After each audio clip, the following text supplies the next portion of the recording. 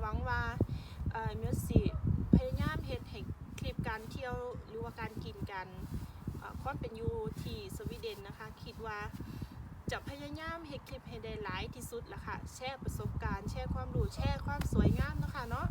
เดี๋ยวขอบคุณหลายๆค่ะให้ทุกท่านมีสุขภาพร่างกายที่แข็งแรงเด้อค่ะเด้อเป็นกำลังใจให้สุขุสุขคนนะคะเนาะในภาวะยุคที่โควิดระบาดแบบนี้เนาะค่ะเนาะผู้สาวคะเราเองกะคิดฮอดบ้านคือกันค่ะแต่ว่าก็ต้องพยายามอยู่กับสถานการณ์ปัจจุบันเนาะ